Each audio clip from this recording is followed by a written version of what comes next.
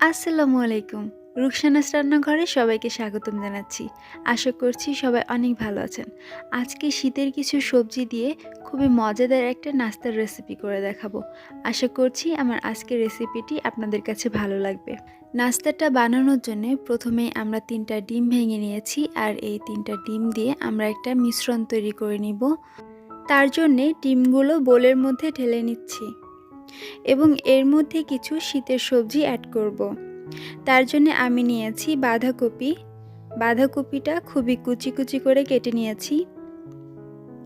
এখন সেগুলো ডিমের মধ্যে দিয়ে দিচ্ছি। চেষ্টা করবেন বাঁধাকপিটা চিকন চিকন করে কাটার জন্য, তাহলে ভালো হবে। এরপর দিয়ে দিচ্ছি টমেটো। আমি টমেটোটা এভাবে ছোট ছোট করে কিউব করে কেটে নিয়েছি। সবগুলো সবজি আমি খুব ছোট ছোট করে কেটে নিয়েছি। এরপর পেঁয়াজ কুচি দিয়ে দিচ্ছি। পেঁয়াজটাও খুবই চিকন চিকন করে কেটে নিয়েছি। এইভাবে দেখুন, এটাও দিয়ে দিচ্ছি।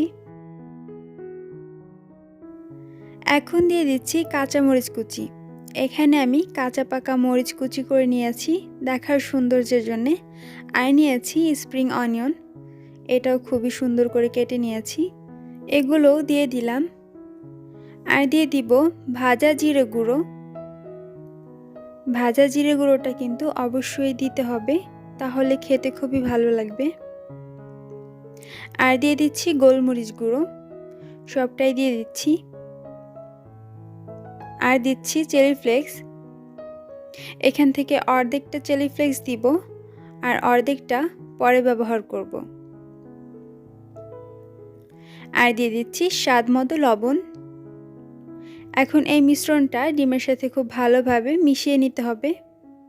আপনারা চাইলে এখানে গাজর কুচিও ব্যবহার করতে পারেন বা আপনাদের পছন্দ মতো আরও কিছু সবজি দিয়ে নিতে পারেন।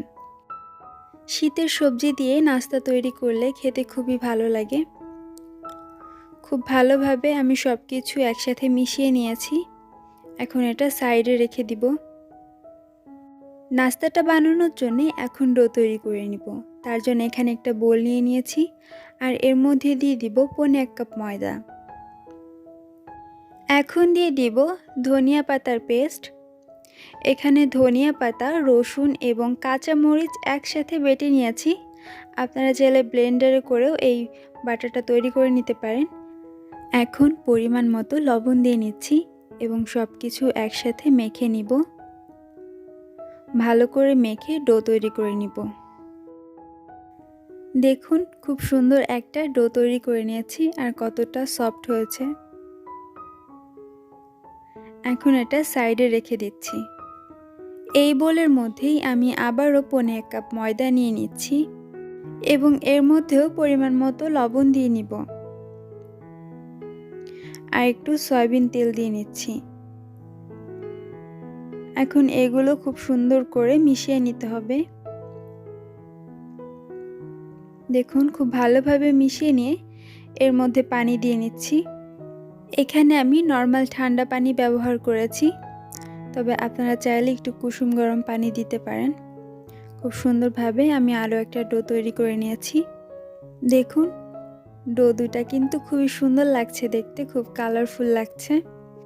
দুইটা ডো থেকে আমি 4টা লেচি কেটে নিয়েছি। এগুলো দিয়ে এখন রুটি বেলে নিব। নর্মাল যেভাবে রুটি বেলি আমরা, সেভাবে রুটি বেলে নিতে হবে, কিন্তু স্বাভাবিক রুটির থেকে এটা একটু বড় করে বেলে নিতে হবে। দেখুন, আমি বেলে নিচ্ছি। আমার বেলা হয়ে গেছে। একটু বড় করে এইভাবে চিকন করে বেলে নিয়েছি। একদমই কিন্তু মোটা করিনি, আবার খুব পাতলাও করিনি, একটু মিডিয়াম রেখে বেলে নিয়েছি। এখন সেমভাবে আমি আরও একটা রুটি বেলে নিব এই লেচিটা দিয়ে। দেখুন, আমি বেলে নিয়েছি আরও একটা রুটি। এখন এই রুটির মধ্যে যে সবজির মিশ্রণটা বানিয়ে রেখেছিলাম সেটা সেট করে দিব এভাবে। সবজির মিশ্রণ দিয়ে পুরো রুটিটাই কভার করে নিতে হবে। দেখুন, আমি পুরো রুটিটাই কভার করে নিয়েছি। এখন এক সাইড থেকে আস্তে আস্তে ফোল্ড করে নিতে হবে। এভাবে ফোল্ড করে নিয়েছি। এখন রুটির সাইড দিয়ে একটু পানি লাগিয়ে দিচ্ছি যাতে ছুটে না যায়। দেখুন রুটিটা দিয়ে একটা রোলের মতো করে নিয়েছি, আর সাইডের যে মুখটা আছে এটা চেপে চেপে আটকিয়ে দিচ্ছি যাতে পুরগুলো বের হয়ে না যায়। একটা রোল বানানো হয়ে গেছে, এটা সাইডে রেখে দিচ্ছি। সেমভাবেই আমি আরও একটা তৈরি করে নিব। সবজির মিশ্রণ দিয়ে পুরো রুটিটাই কভার করে নিতে হবে। আগে যে রোলটা বানিয়ে রেখেছিলাম সেই রোলটা এখন এই রুটির উপর বসিয়ে দিচ্ছি, আর এখান দিয়ে একটু পানি দিয়ে দিচ্ছি সেট করার জন্যে। এভাবে পানি দিয়ে একটু সেট করে নিলে ছুটে আসবে না। দেখুন সেট করে নিয়েছি। সেমভাবে এই রুটিটাও আমি রোলের মতো করে পেঁচিয়ে নিচ্ছি। নাস্তাটা বানানো একদমই সহজ, একটু দেখলেই বুঝতে পারবেন যে কিভাবে বানিয়েছি। এখন সাইডের যে মুখটা ছিল আমি এটাও চেপে চেপে আটকিয়ে দিচ্ছি।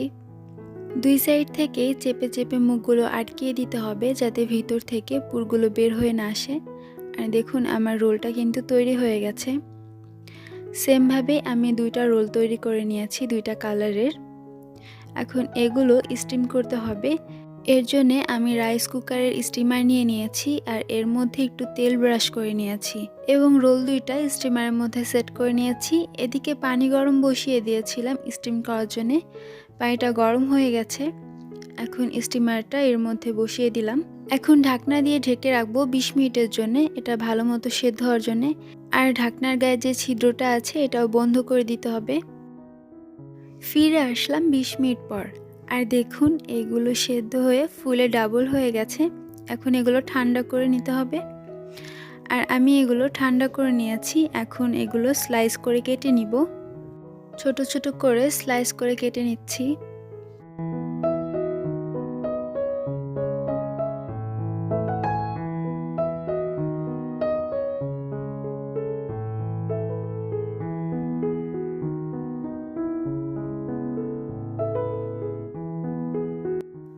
দেখুন আমি এইভাবে স্লাইস করে কেটে নিয়েছি।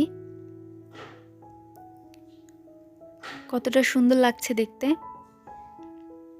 ভিতরের লেয়ারগুলো খুব সুন্দর হয়েছে। একইভাবে আমি এটাও লেয়ার করে কেটে নিব। দেখুন কতটা সুন্দর লাগছে। সবগুলো একইভাবে লেয়ার করে কেটে নিয়েছি, আর দেখুন লেয়ারগুলো কত সুন্দর হয়েছে, আর নাস্তাটা দেখতেও খুবই সুন্দর লাগছে। আপনারা চাইলে এখন এগুলো এভাবে খেয়ে নিতে পারেন। এগুলো তো সেদ্ধ হয়ে গেছে, এখন এভাবে খেয়ে নেওয়া যাবে, বা চাইলে একটু টমেটো সস দিয়ে খেয়ে নিতে পারেন। তবে আমি স্বাদটা বাড়ানোর জন্যে একটু তেলে টস করে নিব। তার জন্য ফ্রাই প্যানে একটু সয়াবিন তেল দিয়ে নিচ্ছি এবং এর মধ্যে দিয়ে দিব আদা কুচি। তাহলে এই নাস্তাটা খেতে আরও বেশি ভালো লাগবে। আদাটা একটু হালকা করে ভেজে নিব। এখন রসুন কুচিটা দিয়ে দিচ্ছি। রসুন কুচিটা বেশি ভাজবো না, হালকা করে একটু ভেজে নিচ্ছি। এখন এর মধ্যে দিয়ে দিব টমেটো সস। বেশ অনেকটা টমেটো সস দিয়েছি। এখন এগুলোর সাথে ভালো করে একটু নেড়েচেড়ে মিশিয়ে নিচ্ছি। এখন দিয়ে দিচ্ছি চিলি ফ্লেক্স আর গোলমরিচের গুঁড়া। ঝালের পরিমাণ আপনাদের স্বাদ অনুযায়ী দিয়ে নেবেন, তবে আমি একটু স্পাইসি করব, এর জন্য একটু বেশি করে ঝাল দিয়েছি। এখন নাস্তাগুলো টমেটো সসের মধ্যে দিয়ে দিচ্ছি, আর দেখুন আমি কিন্তু এগুলো বেশি তেলে ভাজছি না, জাস্ট একটু সসের সাথে একটু টস করে নিচ্ছি উল্টিয়ে পাল্টিয়ে। দেখুন নাস্তাটা টমেটো সসের সাথে ভালোভাবে মিশিয়ে নিয়েছি, আর নাস্তাটা দেখতে কতটা ইয়াম্মি লাগছে দেখেই কিন্তু বুঝতে পারছেন।